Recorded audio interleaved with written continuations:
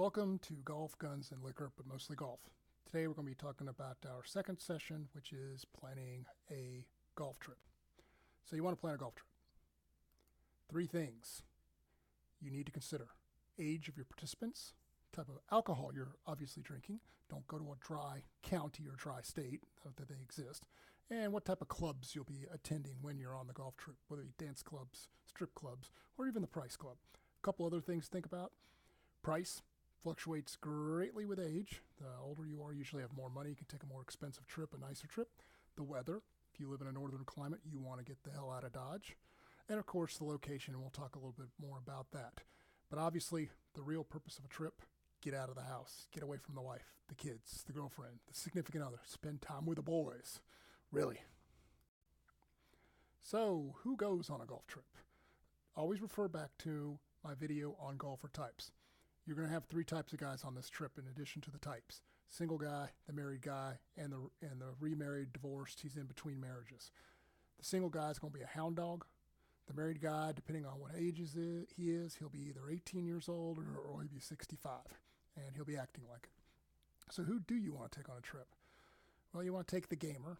You want to take Johnny Vegas because he's going to run all the betting for you. You do want Mark Twain in this case. You want storytellers on a golf trip. Not necessarily on your weekend round, but on the golf trip, they're good. The old man swing, because he'll be fun. The young buck, because he never gets out. You want a well-dressed person out there. We're going to use him as chum to attract the fish, so to speak. And you want Strip Club Sam. Now, Strip Club Sam is somebody I haven't talked about before. I'll talk about him in a minute. Who to avoid on the trip: Yosemite Sam, the Dark Knight, the Cloud. Johnny Rulebook can be a pain in the rear end. Delusional Dan, Grumpy Cat, and the Irish Rest Stop. So let me talk about Strip Club Sam and the Irish Rest Stop. Strip Club Sam is the golfer. He's not usually in your weekly game. And there's really two types of these guys. There's Rookie Ron, never been out before, or he hadn't been out in a long time. And the problem with him is, because he hadn't been out in a while, he goes crazy. He'll go to the strip club. He'll fall in love with blonde number 3. She looked into my soul, man. You'll have to drag him out, and by all means, keep him away from the VIP room. Then there's veteran Vince, the old master. Knows where they all are and the quality involved. Good to have him along on a trip. Then, of course, there's the Irish Rest Stop. It's based on a true story. Went to Ireland with a friend of mine. He decided that Guinness tasted so much better over there, he wanted to drink Guinness all night long. Well, there's consequences for that. So we get on the bus the next day. We had to stop about every 10 miles so he could heave his guts out. Hence the term, we made an Irish Rest Stop. So he's good to have on the trip, but just got to be careful, make sure he's got a chaperone.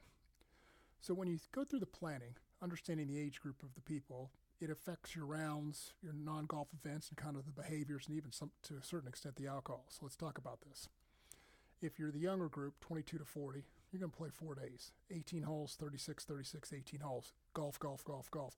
You're going to play poker all night. You're going to go straight to the first tee from the poker game. You're going to hit the strip clubs. You're going to go to the dance clubs. The single guy, he's going to be doing the poker early, the strip clubs. He's on the prowl. He'll be clubbing. Married guy, he's going to be at the strip club. He'll do some clubbing and some poker. Keep the strip club's his danger area. You got to be careful of him there. Remarried, divorced guy, he's going to kind of do all of the above. He's looking for a new prize. Primary liquor or alcohol of this group is going to be beer. If you're in the 40 to 55 range, rounds, a little bit less golf. 18, 36, 18, 18. Some poker, some strip clubs. You're going to have nicer dinners now. Things are beginning to mature. Single guy, poker early, strip club, but more clubbing. He's still on the prowl. Married guy, he's not clubbing. He's going strip club and poker. Remarried guy, divorced guy, he's strip club heavy, poker, some clubbing. He's still looking for a new prize. Alcohol of choice for this group is beer and liquor. Then you get to the grizzled veterans, the 55 and over. Well, golf's now optional. Might play 18 each day, but only for 3 days. Probably scheduling a spa day or a mall day. You're going to be playing a lot of poker with the friends, euchre, hold'em. You'll have real nice dinners. You'll have scheduled massages. Maybe the single guy goes out to the club, maybe does some poker, who knows? Or if he's going to a club, it's an older clientele. Married guy, strip club maybe, cards, spa day. He's got to go get some stuff for the wife and kids. Probably going to the Yankee Candle Shop. And divorcee, clubbing, poker, some strip clubs. Alcohol of choice for this group, liquor or wine. So that's your planning phase. Now, where do you go? Myrtle Beach, best all around value, 100 plus courses down there. The con, they got rid of all the damn strip clubs. Everything north of the Intercoastal Waterway is now gone. There's only like 2 or 3 actually left in Myrtle Beach. Liquor stores close early because they're all old folks down there now. And the bars close early on Saturday nights. Still a great value though.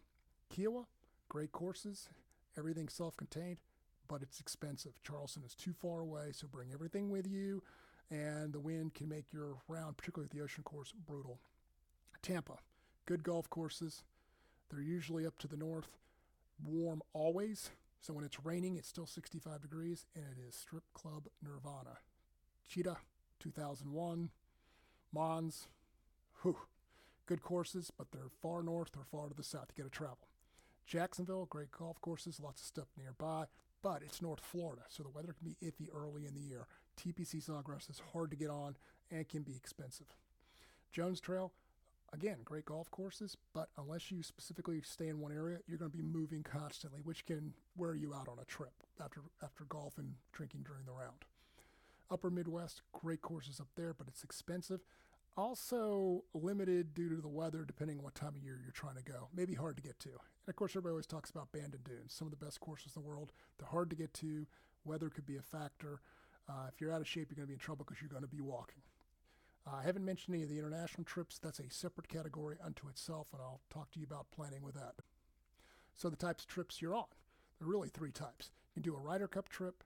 You can do a modified Stapleford, which is an individual, or just get me out of the house. We'll play some golf. So a Ryder Cup, you pick the teams. Might want to get uniforms. You're going head-to-head with everybody. That's a lot of fun.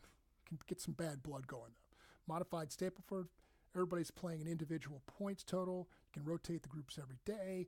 Make sure you get a yellow leader shirt, just like the Tour de France, so people can identify and kind of kid the leader, make sure he buys all the drinks that night. And then there's the get out of the house. Is the polar vortex is killing you, just want to go south and get out of the house. It's not hard to plan these things now that you know these details. Enjoy.